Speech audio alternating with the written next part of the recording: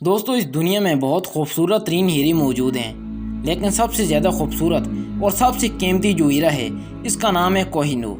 دوستو کوہ نور ہیرا دنیا کا مشہور ترین ہیرا ہے جو کہ اس وقت ملکہ برطانیہ کے تاج کے اندر سجا ہوا ہے۔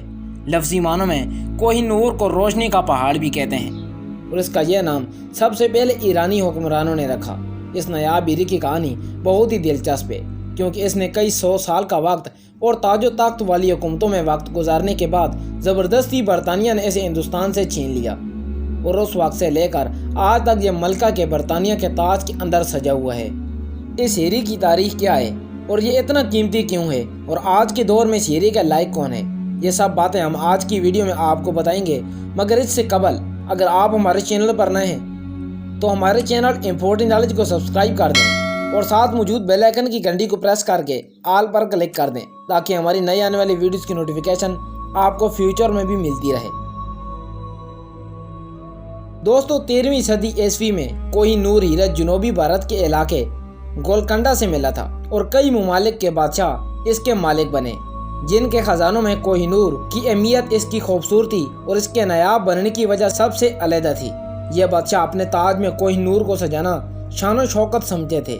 روایات کے مطابق اس ہیرے کو آج سے 4,500 سال پہلے بھارتی ریاست اندھار پردیش کی ایک خان سے نکالا گیا تھا، اور یہ ہیرا جنوبی ہندوستان کاکتیہ خاندان کے حکمرانوں کی ملکیت بھی رہا، مگر بعد میں ریاستوں کے درمیان جنگ کے دوران مختلف راجوں کے ہاتھوں سے ہوتا ہوا 16ویں صدی عیسوی میں سلطان ابراہیم لودھی کے پاس پہنچا۔ دلی کی آخری ریاست جو کہ 1451 سے 1526 تک قائم رہی، اس کے حکمران یعنی کہ ابراہیم لودھی کے والدہ کو اس ہیرے کا علم ہوا، جسے انہوں نے مغل شہزادے ہمایوں کو نذرانے کے اندر پیش کیا، اور اس طرح یہ ہیرا دلی کے مغل بادشاہوں کے پاس چلا گیا۔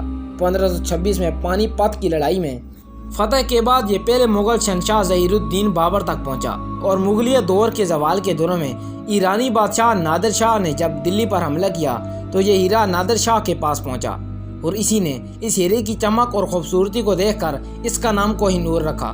پہلے تو اسے نادر شاہ سے چھپایا گیا، لیکن مغل بادشاہ محمد شاہ کے کسی گھر کے بیدی نے نادر شاہ کو بتا دیا کہ ہیرا محمد شاہ کی پگڑی میں چھپا ہوا ہے۔ ہیرے کی خبر ملتے ہی نادر شاہ اس کو حاصل کرنے کی خواہش مند ہو گیا، کیونکہ وہ اس کی قدر اچھی طرح سے جانتا تھا۔ لہٰذا کوہ نور کو حاصل کرنے کے لیے کافی سوچ کے بعد ایک تقریب منعقد کی اور یہ مشہور کر دیا کہ وہ دلی کا تخت محمد شاہ کو واپس کرنے کا ارادہ رکھتا ہے۔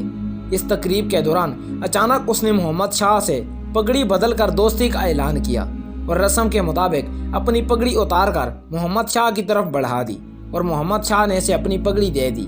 تقریب ختم ہونے کے بعد نادر شاہ اپنے کمرے میں چلا گیا اور پگڑی کے بال کھول کر اس میں چھپا ہوا ہیرا اپنے قبض میں کر لیا۔ اس ہیرے کے چمک سے پورا کمرہ چمک اٹھا۔ اس ہیرے کی چمک دمک اور خوبصورتی کو دیکھ کر اس کے منہ سے یہ لفظ نکلا کہ کوہ نور، جو اس کا نام رکھا گیا۔ احمد شاہ ابدالی نادر شاہ کا جنرل تھا۔ نادر شاہ کے قتل ہونے کے بعد افغانستان کا علاقہ احمد شاہ ابدالی کے قبضے میں آ گیا، اور یہ ہیرا بھی احمد شاہ ابدالی کے قبضے میں چلا گیا۔ اس کی موت کے بعد اس کے بیٹے شاہ تیمور اور اس کے بعد احمد شاہ ابدالی کے پوتے شاہ شجاع ولی کندار کے پاس رہا۔ جب اس کے مخالفین نے اس کو تخت سے ہٹا دیا تو وہ بھاگ کر ہندوستان آ گیا۔ ہندوستان آتے وقت یہ ہیرا بھی اس کے پاس تھا۔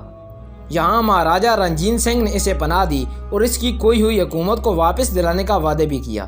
جب رنجیت سنگھ کو اس کوہ نور کے بارے میں علم ہوا تو اس نے شاہ شجاع سے اس بارے میں بات کی، مگر شاہ شجاع نے جواب دیا کہ اس نے قرض کے بدلے کابل کے تاجروں کے پاس بطور ضمانت رکھوایا ہوا ہے، مگر رنجیت سنگھ جانتا تھا کہ یہ جھوٹ ہے، اس لیے شاہ شجاع کا انکار سن کر وہ غصے میں ہو گیا، اور اس نے شاہ شجاع کے خاندان کو اندرون لاہور مبارک حویلی کے اندر سخت پہرے کے اندر رکھا۔ گرمی کا موسم تھا اور مئی کے آخری دن تھے۔ ان کا کھانا پینا بند کر دیا گیا۔ بھوک اور پیاس سے معصوم بچوں کا رو رو کے برا حال ہو گیا، لہذا 3 دن کے ناقابل برداشت ذلت اور سختیوں سے تنگ آ کر شاہ شجاع نے آخرکار یہ ہیرا رنجیت سنگھ کے حوالے کرنے کا فیصلہ کیا، اور شرط یہ رکھی کہ وہ خود کوہ نور ہیرا مہاراجہ کو پیش کرے گا۔ یہ سن کر مہاراجہ رنجیت سنگھ بہت خوش ہوا اور اس نے خود جا کر یہ ہیرا حاصل کر لیا۔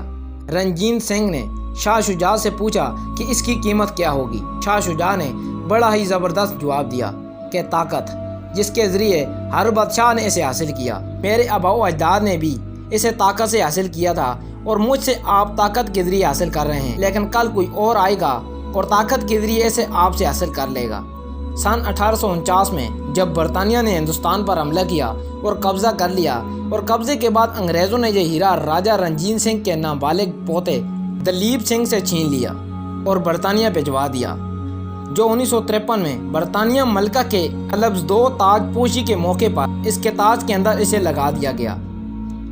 ہندوستان کی تقسیم کے بعد پاکستان اور بھارت برطانیہ سے کوہ نور ہیرے کی واپسی کا مطالبہ مسلسل کرتے آ رہے ہیں، مگر برطانیہ اس کے جواب کو مسلسل نظر انداز کر کے اس کو اپنی ملکیت ہونے کا دعویٰ کرتا ہے۔ 1976 میں پاکستان کے وزیر اعظم ذوالفقار علی بھٹو نے اس وقت برطانیہ کے وزیر اعظم جیمز کلوہن سے مطالبہ کیا تھا کہ کوہ نور ہیرا پاکستان کو واپس کیا جائے، لیکن انہوں نے حامی نہیں بھری۔ اس کے بعد 1957 میں برطانیہ کی ملکہ بھارت کی 50ویں سالگرہ پر نئی دلی کے اندر آئی، تو بھارتیوں کی بہت بڑی تعداد نے اس وقت بھی احتجاجاً کوہ نور کی واپسی کا مطالبہ کیا۔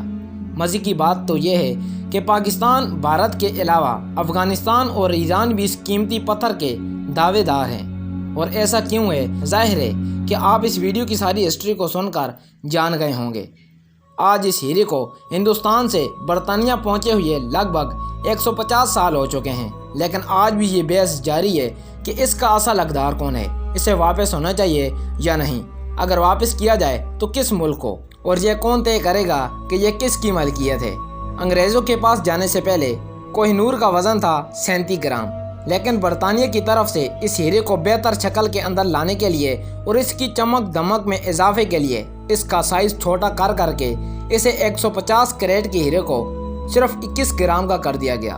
دوستو، آج تک بہت سے ممالک کی کوشش جاری ہے کہ یہ ہیرا کسی بھی طرح ہم حاصل کریں، لیکن سب سے امپورٹنٹ سوال یہ آتا ہے کہ یہ ہیرا کس کی ملکیت ہے، یہ کسے ملنا چاہیے؟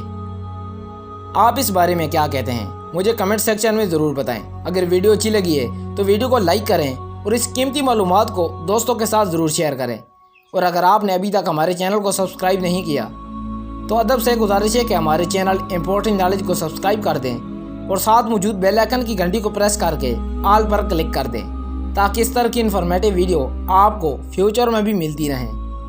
اب میں ملوں گا آپ کو ایک نئی انٹرسٹنگ سی ویڈیو میں، تب تک کے لیے مجھے اجازت دیں اور اپنا ڈھیر سارا خیال رکھیے۔